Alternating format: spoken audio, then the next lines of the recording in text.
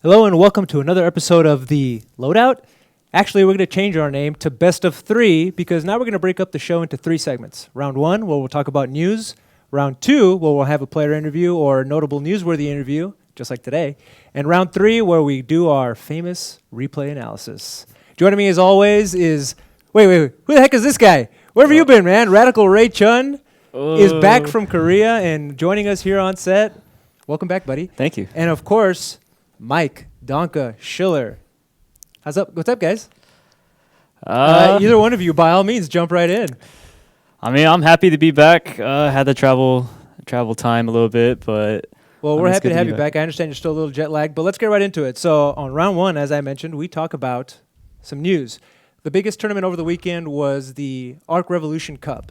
As I understand it, it's basically the Evo of the ArcSys games. Is that right, Mike? Exactly. In ArcRevo this year, they had Under Night in Birth with the solo tournament, and then the big tournaments that America even got a qualifier for were Guilty Gear Xrd and Blaze Blue CPEX. You're talking about the Evo qualifier. We don't have replays from the ArcRevolution Cup, but we do have some footage from, and tell me again the name of this team here that qualified at Evo for the ArcSys Cup. I think they called themselves John Cena fans or something like that, but really it's GC Yoshi, who is a Marvel player, Lord Knight, who plays pretty much any anime game, and then 2 Gigabyte Combo, another anime player, all came together kind of at the last second, actually.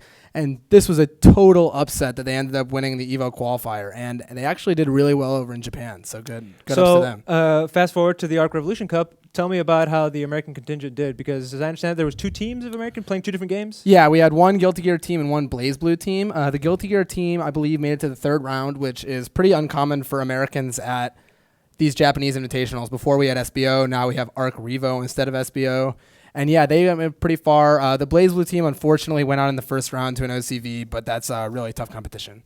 So they did well here, but the fact remains that this is still Japan's game. Is that what we're seeing? Definitely to an extent, but we're definitely seeing that the American players are able to do better. One of the players on that team, SKD, actually won the singles tournament in Blaze Blue at Evo, beating some Japanese players. So it's definitely true that we can win, but didn't go that way this time. There was actually a little bit of controversy about drinking the night before, but I don't want to get too far into that. How did you do at Blaze Blue at Evo? My team, which was me, Rylander, and Sunfish, all from Texas, we got 3rd in the qualifier. So wait, you're from Texas? I couldn't tell. Repping the shirt. My gosh. So one of the other things that came out of there was a reveal of a new character in Guilty Gear. Now, I'm a newcomer to the series. I've played it, but I certainly don't know the characters' ins and outs. Jam, is that a returning character, or what are we looking at? So we're in Guilty Gear Xrd now, which is the game kind of relived years later. Totally new version, kind of like Marvel 3 from Marvel 2, new graphics, new everything. And in Guilty Gear Xrd, a lot of the characters are returning. There's a couple new ones. Jam was in Guilty Gear XX and is now back in the game for Guilty Gear Xrd as of this weekend. What do you think of that character? Jam's honestly kind of one of the more tame characters in Guilty Gear lore. She's a restaurant employee. She does a lot of kung fu moves, similar to in Street Fighter we have Fei Long and Yoon. She has a palm kind of like Yoon, and she has Rekka's like Fei Long. And Yoon and Yang work at a Chinese restaurant and do kung fu, right? Something like that. So yeah. I'm pretty sure they're like dishwashers or something. They work with. I read the comics. Yeah, I mean, I know she spins dishes when she fights and stuff like that. She's really cool. She was a really popular character. A lot of people have been like crying for her ever since she came out, and I know there's a big applause when she got revealed. So yeah, pretty big deal. Okay, moving on. I don't want to speed through this too fast, but we do have an interesting interview to get to, and we're a little bit behind. So, Nessica Live. I Play Winner had a report that round 1 in California, which is an arcade, was getting Nessica Live. For anybody who doesn't know what the heck that is, can you please break that down for us, Mike? So, in arcades nowadays, rather than most of the games being these individual boards that you buy and set up, they're actually all released over a network. Music games had what's called EMUs, where you can save all your scores and download the games, and fighting games and a couple various other ones have Nessica. Now, what Nessica does is you get the initial setup of Nessica at your arcade, and then you're able to download games, and you never actually pay for the games themselves. They automatically get onto your machine. And instead of getting the full dollar the player puts in, Taito, the maker of Nessica, gets like a cut of the money, and the arcade gets a cut of the money. So what it allows for is the arcades to get every single individual new game without having to pay the huge overhead costs. And at the same time, the makers of Nesca can make a lot of money out of it. It kind of allows for a healthy fighting game life cycle where people are encouraged to make new versions of the game so that people will continue to play it, and then the arcades aren't afraid to buy it. I remember when, let's say, back to Vanilla Street Fighter 4 came out, there was the argument, hey, Japan got it first. What's that all about? Why don't we have that already everywhere at arcades? I mean, Arcade UFO is a Japanese-style arcade, and we would do gangbusters or something like that. To be honest, Japan has stated outright that they're afraid of piracy. The EMU system did get pirated where people were hosting their own private servers, and so we were playing their games for free. So that's kind of why they haven't allowed us to have it. Now, Round 1 is actually owned by a Japanese company. So I think this might hopefully be kind of their beta test for allowing America as a whole to get it. That's to be seen, just speculation. But this would be really big for us. It would allow us to get a lot of these games just when they get it, the updates as soon as they get it, and it would allow for games that aren't necessarily worth bringing over to kind of get here quick. And then we would be winning the ArcRevolution Cup. Yes, that extra month 5 years later is still killing us, right? I wanted to mention that last week we asked people to let us know what they wanted for us to talk about, and David Brown, in fact, asked us to talk about the Nesca Live, so shout-outs to him. Very nice. Okay, some people got access to the beta over the weekend. I tried. I did not. Now, we say access to the beta. It was not a beta access, advertised as such, but there was a stress test and people got in. Did any of you guys get to play? This guy was jet lagged. And he was he was pressing the button. The TV wasn't even on. He was just, doing the motions. Well, Capcom did release it when I came back, so maybe you guys can thank me for that. What? I'm not sure I get the connection, but thank you, Ray. I brought out the Ryu for a couple matches. It's fun. I'm really excited for the game, but to be honest, I'm not really kind of a beta monster. I'd rather grind it out when it's going to be worth it. Well, there was this one guy on Twitter that posted. His name is J-Bone, I think, if I'm not mistaken. And he posted this video, and I swear it's the coolest I've seen, or the most excited I've been about this game. So he basically parries through all of the super. Of course, it doesn't work out for him. But the fact that, that kind of, it's like reminiscent of the Evo moment, it's just cool. That being said, if I understand correctly, you don't actually have to hit it timed. Once you get the first one, you can mash out the rest. That's what I've heard, yeah. We'll see if that is how it stays moving forward or what. But either way, it was cool. And if you catch this on, you should go look that up on Twitter. If you catch it with the audio, it's hilarious because his buddy's like, "Oh, dude, bury it all! Oh my god!" And then they go apeshit. And of course, those are the moments that some of us live for. It's cool that they added the parries. That's Ryu's V skill. It's Ryu's V skills. It's Ryu specific as of right now. It's a little easier, yeah, but at the same time, the reward isn't quite as high as Third Strike. But one interesting to note is that you didn't see it there because you already had it, but that'll build your V trigger up almost instantly because the V skills, when used, will build your V trigger on successful use. Whatever. So parrying all those hits from the super spot, just I saw a little bit of it in matches, and that probably would have given him the full bar. All right. Well, sponsorships. We're moving on. Coming to the end of round one, it's almost a timeout. Something that's been in the air recently has been sponsorships, sponsoring of players. Haitani, one of the greatest Makoto players right now. I know he's got a long history. But also considered a god of Japanese fighting games in general. One of the gods of Japanese has been picked up by Brawl Esports, which is a Mexican label, which I thought was interesting, right? Hey, why not? I mean, it's an international game. It doesn't matter where you're from. I guess your dollar or wherever it's from, or peso in this case, it's still, if it gets you there, right? The other story that's been in the news, and this, of course, is going to transition into round two, is Zeveron.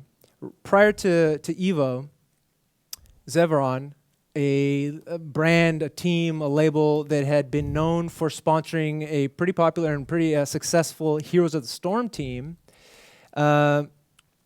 sponsored Kazunoko, one of the best Japanese yuns in this case, and he as well has a long history of in the fighting community with some of the Darkstalkers games and so on and so forth. That was a pretty big deal too. It was a huge deal. The first really huge new team sponsorship deal in a while. So and of course we all saw those pictures of Kazunoko holding out his shirt, proudly emblazoned with the Zeveron logo. He ended up in 9th place at Evo, if I'm not mistaken. I think, and we have a shot of that, but we'll get to it. Recently, however, Zeveron appears to have disbanded, or there's conflicting reports of what's going on. The team Zeveron no longer has a Heroes of the Storm team. So, entering round two, we're going to talk to CEO of Zeveron. This is Jeff Xavier Suddarth. And for that, of course, we got to put our headphones on or we won't be able to hear him. Whoops. Might need help My with bad. that. We just dropped our audio. Guys, please, first of all, Jeff, thank you very much for joining us. Can you hear us? Yeah, I can hear you guys. Can you hear me all right? Jeff is the CEO and co-founder of Zeveron. And first of all, thank you very much for joining us. A lot of people want to know, a lot of people are fans of Kazunoko and they want to know what's going on. So I'm going to ask, start off this interview, if you will, with 2 yes or no questions, and then we'll go into detail. Sure. The first question is this: does Zeveron, as an organization that sponsors players, still exist? Legally, yes. Okay, we'll get into it. Yeah. Question 2. Will you be able to honor the 1-year contract that was extended to Kazunoko prior to EVO? That's still unknown right now. I'm still trying to figure that out. Okay, now let's get into it. Yeah. What is going on? What are we still trying to figure out? So I guess I kind of have to go back to the beginning. Lay it on When we us. first signed on Kazunoko, I originally signed him on with a full contract. We worked with Bryce Bloom, who's a pretty well-known lawyer in the esports community. We worked on these contracts to have our players protected and the company protected. So I made sure that both, if things like this happen, that the company would be responsible. Mm-hmm. And so when Zeveron was created, I'm not actually the sole owner. I'm not even the proprietary owner. There's somebody named Tyler Liberman, who is the guy who owns 51%, basically majority of Zeveron, and so he kind of makes all the last calls. He was the one funding the company, and I was the one acting basically as CEO, so I would take care of all the work. Basically, our trade-off was he funds the company, I run everything. So when we originally agreed on this, our operating agreement for the LLC was that he would fund the company with X amount, and then I would work. If my job would be valued at that. So basically, we signed on these Heroes of the Storms players. We were salarying them. Everything was going fine. They were being paid on time. And I said, okay, maybe we can expand now. I'd been talking to a couple of people in Japan for a while. Alex Valle brought up Kazunoko being a really good unsigned player. And so I got in contact with my friends in Japan, reached out to God's Garden, and we finally got, after I would say 2 months of talking, we got this contract written up, and a deal worked out with what Kazunoko was happy with.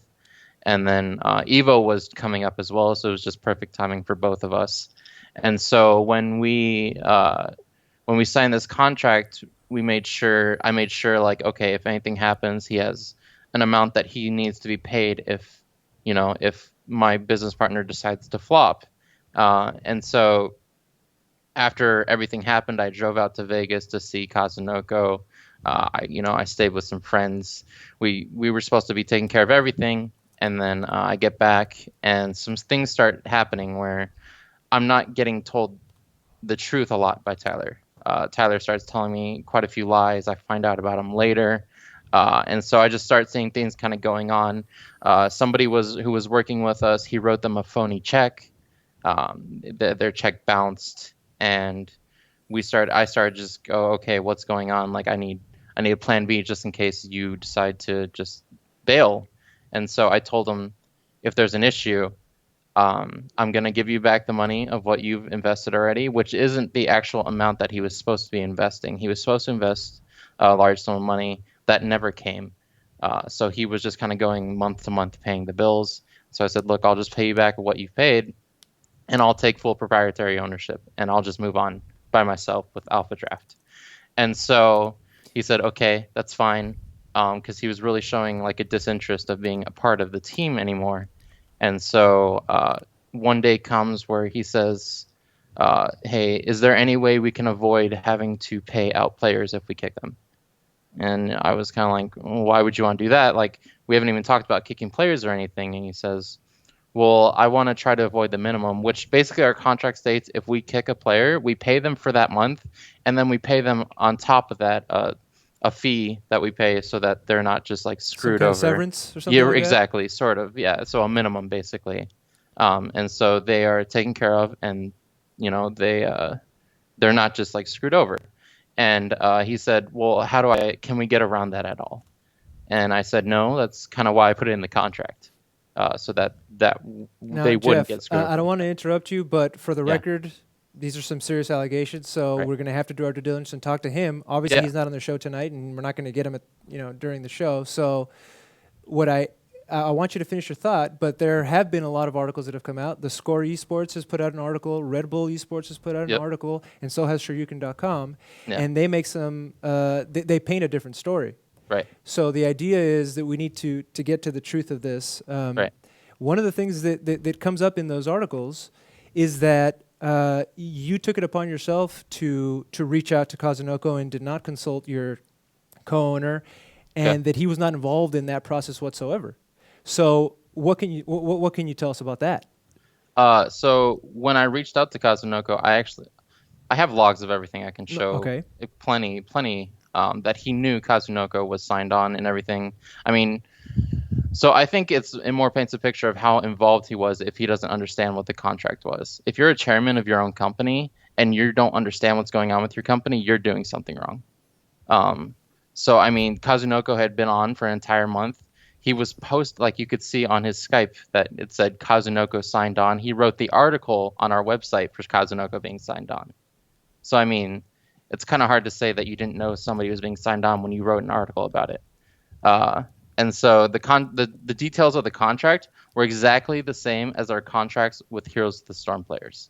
It was the exact same contract. We used a template for every single contract that we send out to our players. So it's impossible that he didn't know because it was the exact same thing. Mm-hmm.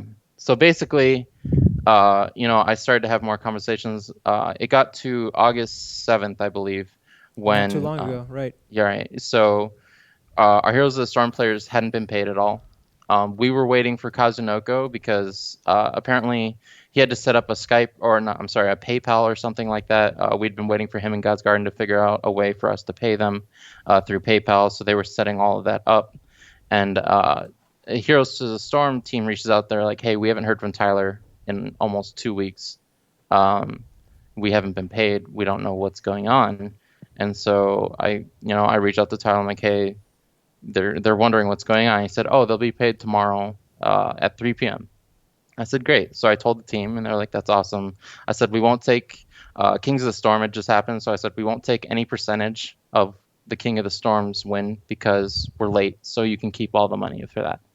And so we kind of worked that out. The next day comes. It's 7 p.m. They're like, hey, we still haven't been paid. I talked to Tyler. I'm like, look, you need to message the players and tell them what's going on. He says, no, I don't.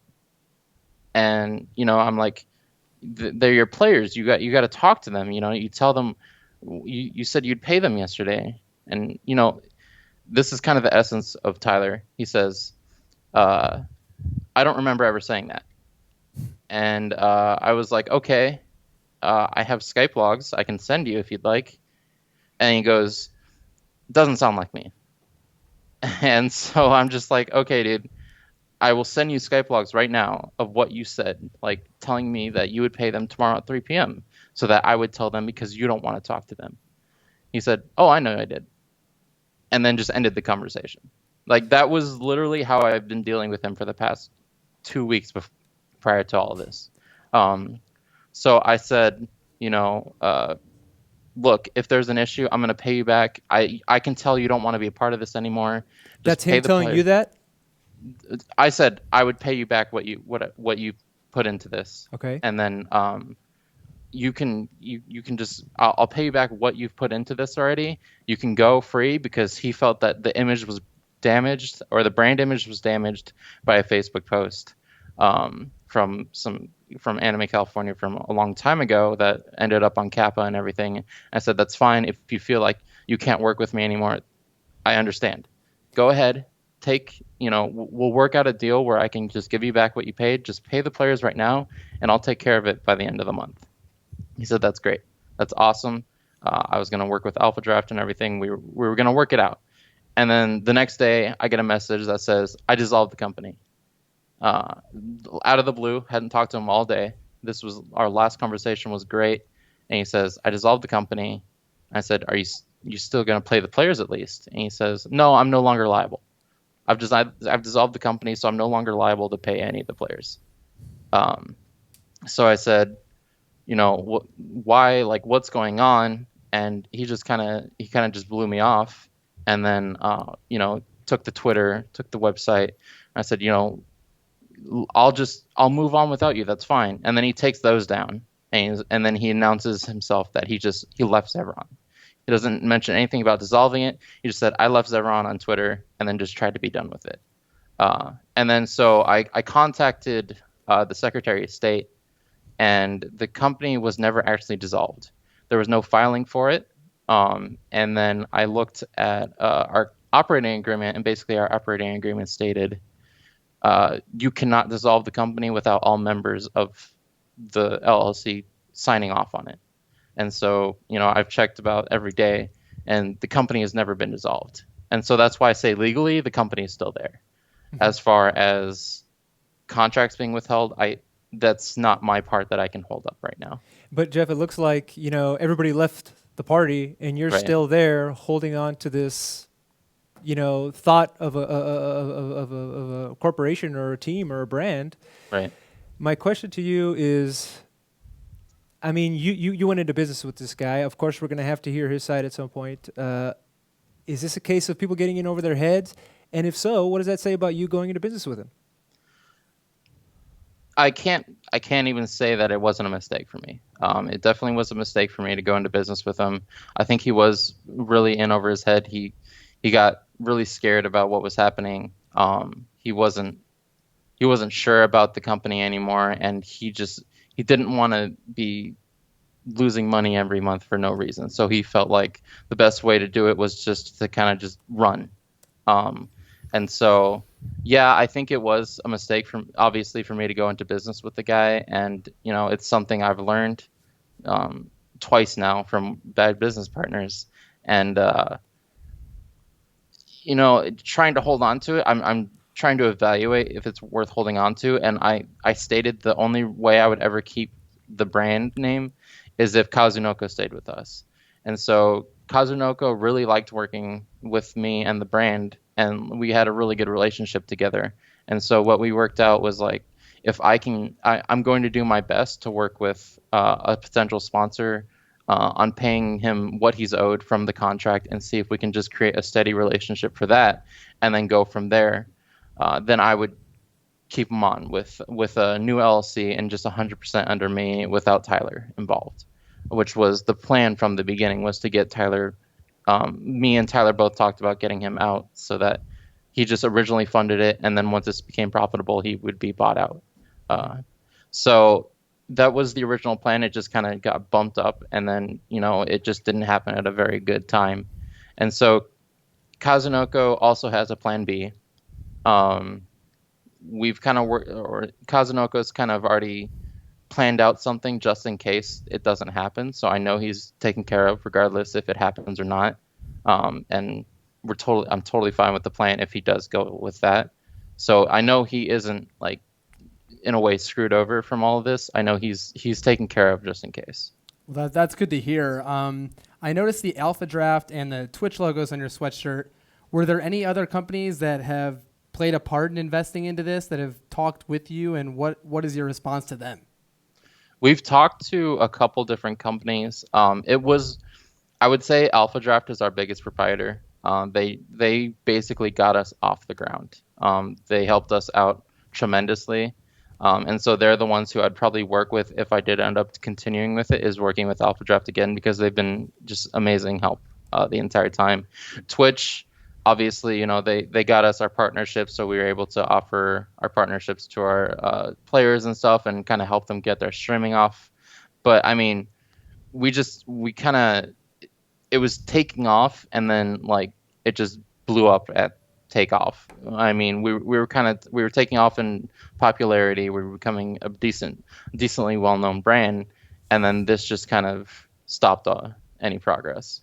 All right, so with all of this happening, do you feel like this would adversely affect other esport orgs about reaching out to the FGC, or vice versa, FGC trying to reach out to the esports? I think the FGC is just really cautious about organizations, and I think I don't think. I think mean, it's you're proving precedented. it's for good reason, right? Right, exactly. It's All right. it's a good reason that they're cautious about who their favorite players work with. Kazunoko is definitely a fan favorite, and I wouldn't have signed on Kazunoko if there wasn't a contract. If there was no legally binding contract, I wouldn't have put him in that jeopardy. It's just an anomaly that I couldn't see happening, of all of this happening. So, I tried my best to make sure Kazunoko was taken care of at all times. And I don't think it's going to stop other esports organizations from getting involved, especially with Street Fighter V coming out. I think the FGC is going to grow bigger than ever. And then with other esports getting into the FGC, I really hope it doesn't, because it's obviously, I don't see it as the FGC's fault. It's nobody's fault but Zeveron's. And that's just a single company. It's happened to other esports organizations where the owner just up and disappears. I won't name anybody, but it's happened before. And so this is unfortunately not something new. It's just unfortunate that it happened. An interesting name that you brought up was God's Garden. You said you got in contact with them. That's a big name in the Japanese fighting game community, and it's kind of been a bit separate from the Americans for a long time. They have their own tournaments. You have to pay to watch them. It's definitely not something where the gap has been bridged. Could you talk a little about your interactions with them, maybe a bit about Kazunoko's backup plan, and just how you think we can, in the future, connect together with the Japanese FGC as you managed to do once? So God's Garden was kind of a connection through a connection. I'm connected to a lot of the esports scene in Japan because I was really looking into the Japanese scene, because I have actually a lot of faith in the Japanese scene right now, the esports scene. I think it's an up and coming thing, and I think it's something to get in on the early ground. So I had it was more of a friend of a friend, and God's Garden kind of acts as his agent because he works with God's Garden now, and then he doesn't speak any English, so they're able to translate for him. So they kind of act like as an agent for him to kind of scope out teams with him. So I think a lot of teams don't really, I haven't seen it, but a lot of teams don't really look at the Japanese scene yet because it's not developed. And I think that's one thing that teams aren't doing right, is that they're waiting until a game is actually developed to get into it rather than developing the scene with the game. Developing the team with the scene, as you would say. So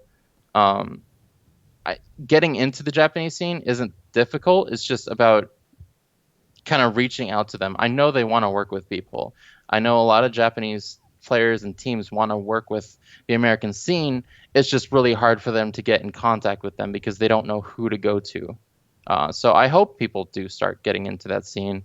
And as for Kazunoko's future, or plan B sort of, that's kind of for them to announce. It's not my business to kind of talk about. That's when they want to announce that, if that does happen, that I'll leave that to them. Jeff, you mentioned that the Japanese players are hungry to be in the esports scene in the United States and to be talking to sponsors. I hope that this doesn't, as Ray asked about or alluded to, adversely affect that. Yeah. But it seems to me like this was a case of trying to run before you could walk. Mistakes were made. What would you do different if you could do it over? I think that's exactly what it is running before learning to walk. I think we kind of just took off a little too fast. We tried to do a little too much too early. And I think we gained a lot of confidence through the Alpha Draft sponsorship that we were kind of taking off pretty fast. And so I wanted to kind of just get into the scene and start running, because I felt like a lot of teams maybe they want to, but they don't know where to start. And we had this Heroes of the Storm team that was taking off really fast, and we just decided to capitalize on it. Mm-hmm. And I guess if I could do it again, it would be with a different person, obviously, if not by myself. And I would not put anybody else in jeopardy unless I knew the money was there, like already in an account for us to work with, basically. Jeff, I want to thank you for coming on the show and talking to us. A lot of people are very concerned. A lot of people have a lot of love for Kazunoko. You should have seen his Twitter blowing up when all this news started to hit. He was saying, thank you so much for all the well wishes. We hope that this can be repaired. There's still plenty of tournaments left in the Capcom Pro Tour, and hopefully he can still get to them. Yeah, whether through you I guys don't or think somebody he'll else. have an issue with that at all. I think God's Garden takes care of him really well. Well, Jeff, is there anything else you want to say before we wrap this up? Basically, a message to the FGC. I apologize for what happened. I really, really didn't want to put anybody in jeopardy, especially Kazunoko. I think Kazunoko is a great player. He's a great person. He's a great friend. And I really hope you guys don't take this as a message from esports of not being able to trust teams. There are a lot of teams out there who do really well and who would take very good care of Kazunoko. And so I know he will be taken care of. Jeff, thank you very much for your time, man. I appreciate you coming on the show. Yeah, thanks for having me, guys. Certainly. I mean, it sounds like he really wants him to do well, which I appreciate at the very least. It definitely sounds like that. The guy did not seem like he has bad intentions to me in any way, shape, or form. It seems, I think it speaks to your character if you can straight up apologize. Yeah. Right? Yeah. It's like, listen, for it sure. was a mistake. We didn't mean it to work out this way. That being said, it's a damn shame, and it's like confusing and frustrating and almost a little embarrassing, to be honest. Actually, quite embarrassing. Danke, you've been sponsored by numerous sponsors. How does it feel when you're in that game and you're sponsored one day and then you're not? I mean, what are your thoughts on it? I mean, I'll be honest. The team's really big now, Denial Esports. The fighting game team was a little less specific. We didn't sign contracts. We just kind of had checks flying under the table for stuff. And I think that's how a lot of these kind of smaller sponsors started. I know Zeveron's obviously different. They have contracts, and they got into bigger issues with that. So I think for the players, you have to be really cautious if you're going to take it as a big deal. You either have to plan out in advance a contingency for whether you don't have the money, if they don't give it to you, or you need to just treat it as an extra, It's funny, or maybe not that funny, but RKappa was sponsoring Kazunoko for a couple of events, and I kind of feel like saying, hey, man, there's always RKappa. Those guys love you, and they do good work down there. And shout-outs to them for sponsoring Kazunoko and a lot of other Asian players. Final thoughts, Ray? What do you think about what Jeff had to say? I mean, he owned up to his mistakes. He wants to move forward. It's just from here on, what does he do with Kazunoko? Does he actually take care of him? Does he live up to the words he says? I think that's what we'll be looking for because, a great player like Kazunoko, we don't want to see bad things happen to him. We really love him, want to see him play, so just hope for the best. So he has, if you notice, we didn't get a definitive answer. Is he going to be sponsored or not? He has until the end of the month. His deal with Kazunoko stipulates that by the end of the month, he will have an answer. Yes, I have a sponsor for you. Or yes, we can afford to keep you on and fulfill your one-year contract. Or no, we don't. And then they should have to pay him, probably, from what it sounds like. But it's all shaky ground. So we'll see, man. In the meantime, I'm just interested as to, I guess, the angle on it that kind of, it makes sense. What game is popular? What players are popular? Let's go out and get them. We're an esports organization. But, man, I want to see them do it right when they come into the FGC because there is trepidation. And this really, it's a step back in my opinion. So props to Jeff for coming on the show and explaining to us what the current state of things are, and good luck to them. So moving on, round 3, my favorite part of the show, which is replay analysis. Now, I don't know if you guys know or remember, but Ray was missing for quite some time. He was missing in action. Why was he missing in action, and where was he? Well, he went back to the motherland. You were in Korea for a while, man. Tell us a little bit about your trip, man, before we get into some of these replays. All right, so just first off, first time traveling overseas. Korea is a lot of fun, a lot of drinking, a lot of stuff to see. Expensive, $5 Americanos for all you coffee lovers. Not worth it. It was fun, and Gaming scene. yeah. Yeah, so, talk about the gaming scene. I don't care about your coffees that you drank, man. So you get off, I get off at the subway station. I don't really know how to read Korean, but I'm like, all right, where do I find cafe ID? And I'm searching on the internet. I'm asking people, and they're like, I don't know. We don't know where it is. So I go to the old address, nothing there. So I'm just like, okay. So then a friend of mine, I'm sorry I missed your wedding, Bonnie, but she tells me about this new place called Arcade Stream. So I check it out online. There's a good Twitter. It seems like Punko, Laugh, Infiltration are all there. So I'm like, I should check this out. Take a bus, get lost, find it about 30 minutes later, and I just see this cute little store, just with a sign outside that says Dart Stream. I'm like, that's not Arcade Stream, but this is the Close enough? address. Yeah. So I decided to go inside. It's downstairs. Open the door. And it's just this dark room with just like darts everywhere, alcohol and things like that. I'm looking around. I'm like, is this arcade stream? And then the owner there, Drake Fang, he's like, yeah, this is it. And he shows me upstairs, and you get this wonderful room of like just Kralix cabinets, some setups, Street Fighter, and his own. Even the walls are decorated with his friends' special paintings of like Juri, Akuma, Blanca, things like that, which hopefully we'll be able to see in the video. But I'm not sure if it's in the video, but speaking of your time there, so I mean, we're spoiled here in Austin. We have Arcade UFO, which is a Japanese-style arcade, and there's a lot of cool stuff going on there. And we get a little bit of that flavor, right? You were at a legit Asian arcade, or that style of arcade, and you were at one of their Rambats, basically, one of their local monthly tournaments. And let me pull up this video. I know I have it here, but in short, this is our buddy. Here it is. You made the top 5 best moments. I made it to top 8, streams. and I made it to top 5 moments. Well, here we go, buddy. Let's watch this. Props to Potato Monster. Do random people go in there? Yeah. Okay. This is one thing to know about the scene in Korea, or how things work, is there's cafes, like 5 cafes on every street. And this one specifically is made for darts and drinking. But upstairs, that's where Arcade Stream lives, where you can play games as well.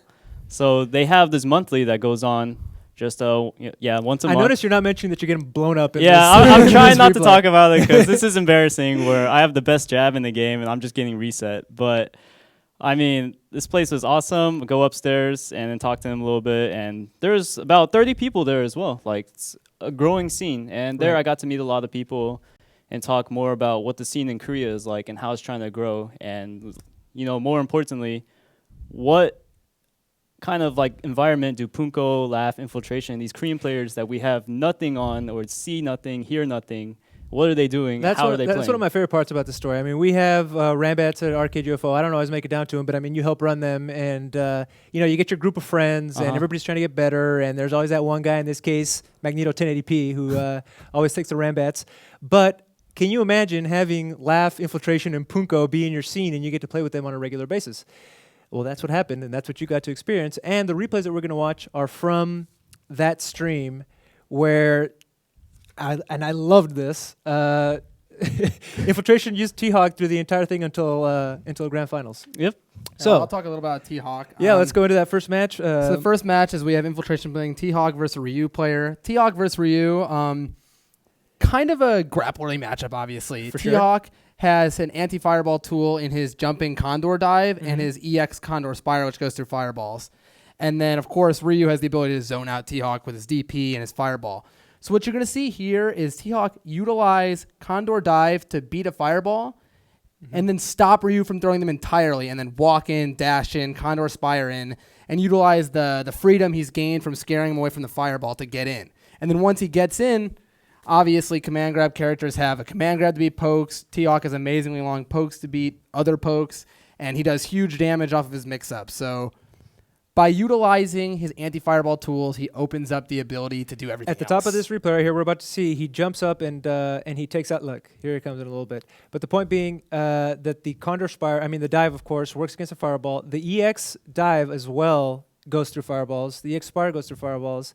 But my favorite here, and what I see him doing a lot, is these backdashes. Right. Mm-hmm. Tell me a little bit about what somebody's doing for newcomers to fighting games. If you do that backdash, what are you going for? So backdashes have invincibility, and once he gets into Ryu's poke range, it's just enough invincibility to beat out his low forward and then be at plus frame, so he can grab, so he can jump in, so he can do pretty much anything he wants.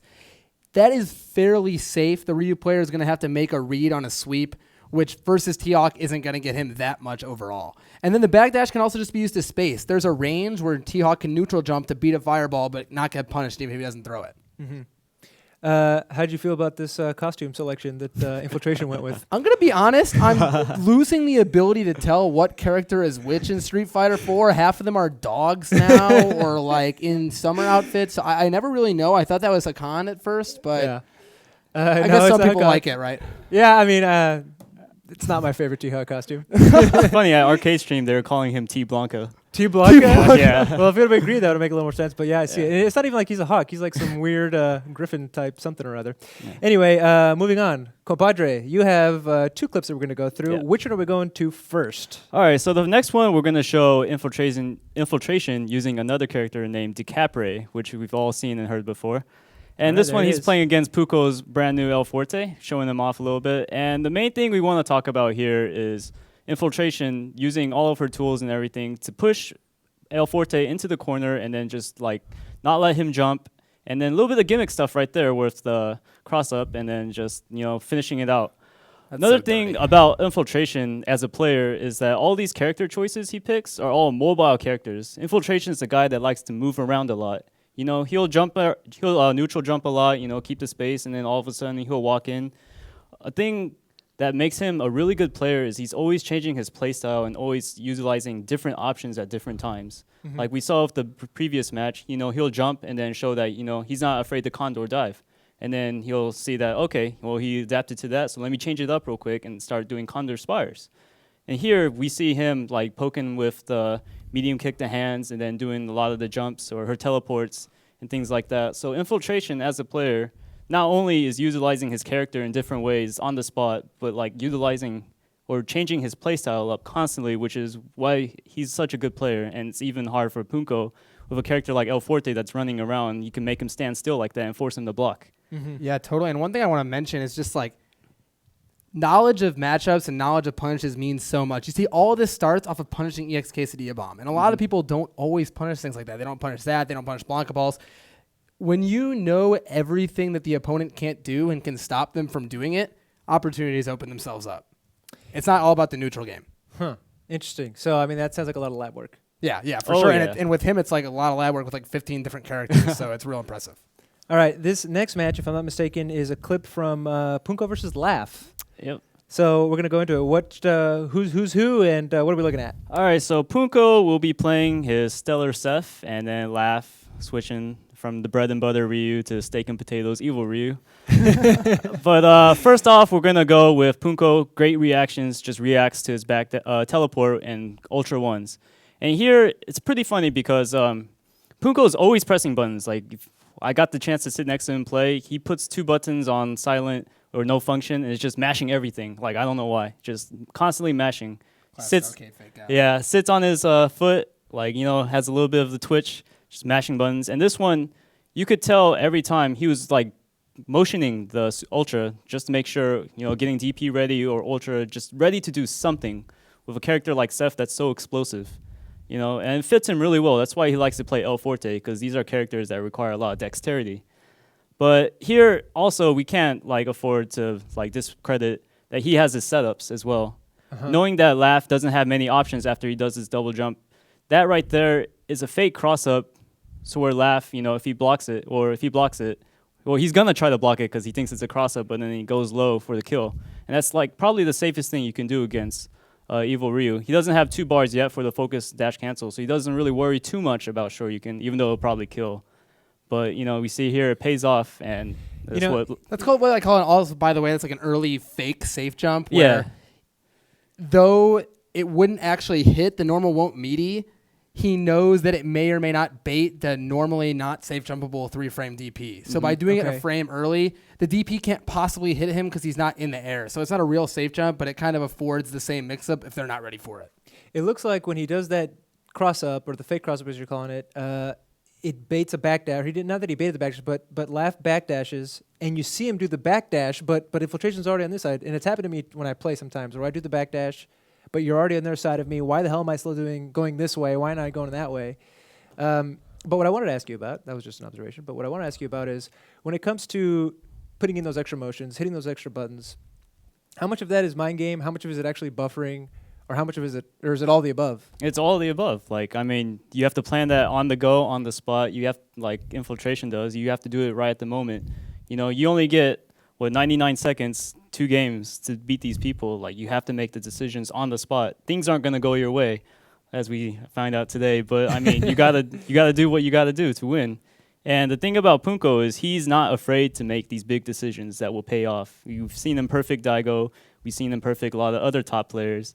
And he still doesn't even feel like he's a top player himself, but I mean, granted, he's making these big reads. They're paying off. I mean, he's doing great things. Like, It's kind of funny you said that he himself mentioned that he doesn't put himself on the tier with those players. yeah.